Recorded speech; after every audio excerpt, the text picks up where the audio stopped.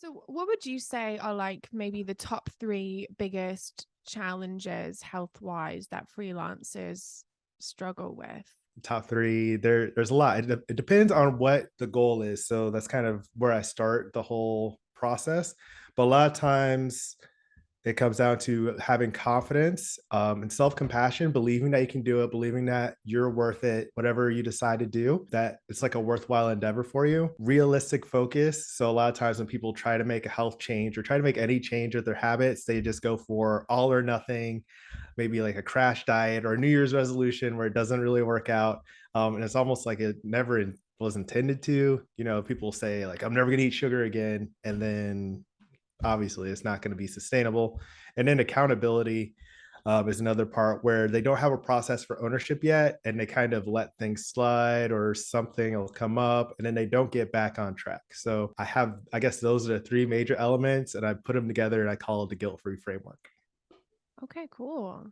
So I want to know about you personally. Like, what are some of the things that you do? Because you're still doing freelance medical writing, correct? Like, that's your main Mhm. thing. So, how have you kind of built a routine for yourself where you can prioritize your health a bit more, or like at least make sure that you have some kind of balance? It's just about making it work. So I'm very intentional. I follow all the things that I coach and sort of framework. And so I set these targets and objectives, and I just keep myself on track by doing that. So it's not like a special thing to find ways to exercise, go for more frequent walks, go to the gym, meal prepping. All those things kind of come naturally just because I have a lot of practice with it. And I'm very specific about how I set that up. And so that way it's just part of what I do. And that makes the rest of my life a lot easier in terms of work, right? Because I'm working full time in public health, and then I have this business that I'm building on the side. So I have a lot of time dedicated to that, and I have to be kind of specific about my hobbies and my health habits and all that stuff too. Hmm. So you mentioned that there's some personalization there, like that people need to know what their goals are. What are some examples of goals that you might set for yourself if you're just embarking on your freelancing career and you are, yeah, just trying to think ahead and be more proactive? Mhm. That's a really good question. It really depends on where you are in your journey and as your business develops. So the way I do it, I kind of look at a 10-year plan, a 3-year plan, 1 year, and then the next quarter or like 14 weeks or something like that. And what that does is that gives you like a bigger picture, like the biggest picture. And you start to look at, okay, what kind of steps do I have to take in the meantime to make that happen? So if I have a revenue goal in 10 years, what kind of increments would happen at 3 years? And then 3 years, you can start to get a little bit more specific because it's sometimes hard to imagine like anything in 10 years from now, right? Hmm. 3 years, you get specific about like what your team looks like, who you're working with, where you're vacationing, that kind of thing. And then your 1 year plan plays into that, where it's more like, for me, I have the goal of joining the local chamber of commerce and knowing how much that costs. And so my quarterly goal plays into that as well.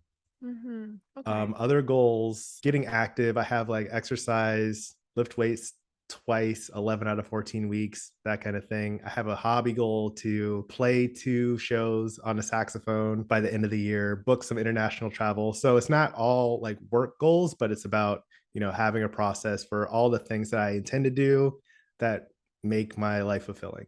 Hmm. I like that approach because work and life are so intertwined. And I think often we forget that and we try to separate the two. But when you freelance, there isn't really a separation. Like it's your lifestyle. It's you get to choose everything. And I think that can be really overwhelming for a lot of people. So Right. I like that it's based around like what do you want it to feel like? What do you want it to look like? What do you want to be doing? Because health plays into that, but it may not necessarily be the main motivating factor for that person. Because I think when we try to be motivated by health, often it's just not there. But if we Right. think about the actual goals that we have, like, I want to be able to walk this far without getting tired or run around with my kids or, things like that that are more tangible, then we can connect with them and we can be excited about them and we can find that momentum. I'm curious to know, like, how can people measure their progress towards their goals? Because I think this is something that often we struggle with. It's like we have this big vision and maybe we can break it down into smaller steps, but Mhm. it's hard to recognize the progress because often it feels like there's this huge mountain to climb and you're still right at the beginning. Right. This happens a lot. So this is why, and then it can be very demotivating when that happens. And then like you just give up altogether, or you have like a long pause until you realize like, wait, that's what I really wanted to do. I just wasn't going about it the right way. And Yeah. that's what happens when people are trying to lose weight too. So the process is basically setting realistic objectives and SMART goals. What is it? Specific, measurable, achievable, relevant, and time bound. When you have those specific things, then you can look at the end of whatever time period that you specified and recognize like, did I do that goal or was I not close or did I miss it for this round? And when you have that kind of specific objective, then you have like benchmarks that you can continue to like kind of like a finish line or like the end of a game or something where you're like, okay, how was that specific period? And then that gives you a lot of power to understand like how you're setting your goals. Are you setting your goals realistically at all? And then what kind of adjustments you're making in the meantime. And so like describing it, how it was like down to the quarterly goals. The next step is looking at like a weekly goal. So if you have things that you want to do at the end of 14 weeks, then what would you have to do most weeks in order to reach that goal then?